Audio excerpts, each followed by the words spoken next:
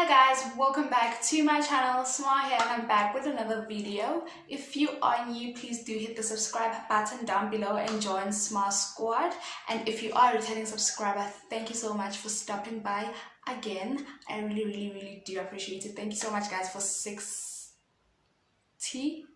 I was at 60k, speaking it into existence. Okay. Thank you so much for 60 subscribers. I appreciate each and every one of you. So as you can see by the title, today we're talking about procrastination, which I believe is something we all suffer from and it's something we're all trying to overcome. Okay, just before we get right into the video, let me just make a quick disclaimer. I am not a psychologist. I am not a professional advisor. I am not any of those, and everything I'm going to be sharing today in this video is strictly my opinions, my experience, and things I've probably read from somewhere and also thought they'll be helpful for me. So let's get right into the video. Okay, so what is procrastination? Well, it is defined as the act of delaying or postponing a task. I feel like we all do this at some point in our lives, or we still do this, and no one is really immune to procrastination. It sneaks up on all of us at some point, and for some it's worse than others. So we're just going to get to the reasons why we procrastinate. Okay, so a psychological theory called the self-worth theory of motivation describes that procrastination is rooted from our self-worth. So basically what it's saying is that many of us define our self-worth by our productivity, what we've accomplished, and what we're capable of. So many of us are so terrified of performing poorly on certain tasks because we feel that our value depends on it. So when we procrastinate, we're doing so as a form of self-protection. That way, if we end a bad result, it doesn't mean that we're not smart, we're not talented, or worthy. It just means that we didn't put enough time. So an example is, in an example, right before a test, normally when we ask our friends how much they've studied, the usual response we get is, I barely studied, or I only studied for like 2 hours, or I only started studying yesterday and we have the whole week to study. You know, those kind of answers. Why? Because if they don't achieve, then they'll have this built-in excuse, not just for themselves, but for others too. Get it? So we don't procrastinate because we don't care or we're too lazy. We certainly do want it. But then if we try and put in the extra effort and then fail, then we would be so ashamed and instantly self-destruct. Get it? So we find ourselves normally pulled between two strong and compelling forces, which is one, the drive to achieve, and the other one is the fear of failure. We feel completely stuck and we find ourselves doing the task when it's like two hours before the deadline or a few hours before the deadline, when now the fear of not getting the task done outweighs the fear of not doing it perfectly, which is the fear of failure. Okay, so now we're going to talk about how to stop procrastinating. I'm sure this is the part you guys have been waiting for. I hope so.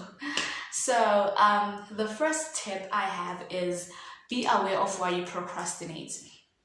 I believe that the greater awareness we have of our temptations and our edges, the more we are likely to overcome them.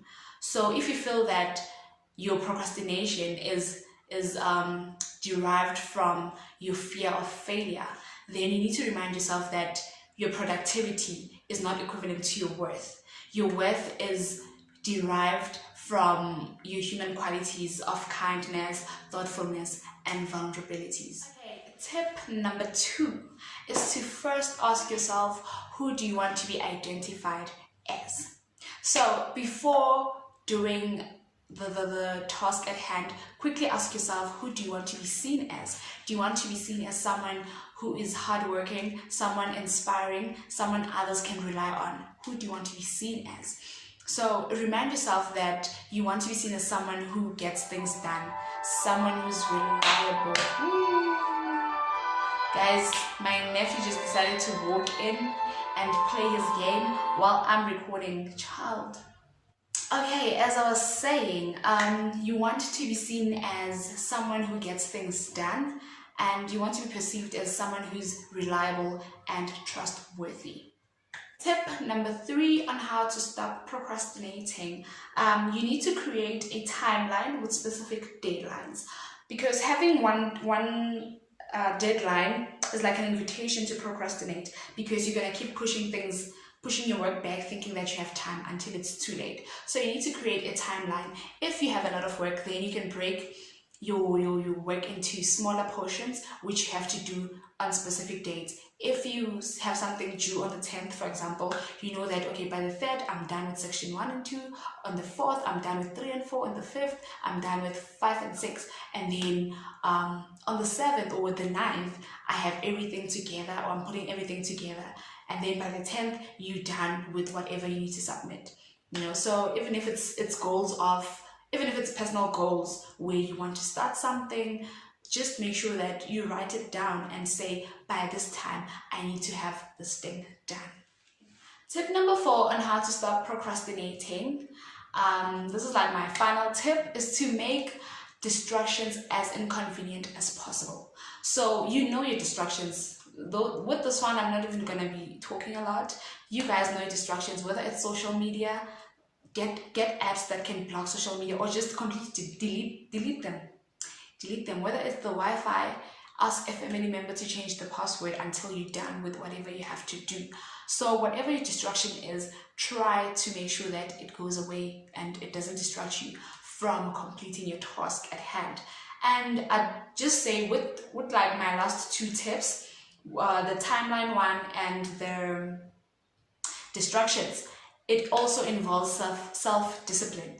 So if you don't discipline yourself, they won't work, because you need to be saying, I'm sticking to this deadline or this timeline, or I'm making sure that I'm not going to go back and ask for the password and insist that they give it to me. So make sure that you're also willing to stop it. I know it's hard, but try as hard as you can to stop procrastinating, because at the end of the day, we end up not putting enough effort than we're capable of, So, okay guys, so we've reached the end of our video. If you've made it this far, please do comment down below how you deal with procrastination. Give us your tips. Let's all share and exchange notes, And please don't forget to give this video a thumbs up and do share with your friends. Don't forget to subscribe also. And till next time, bye guys.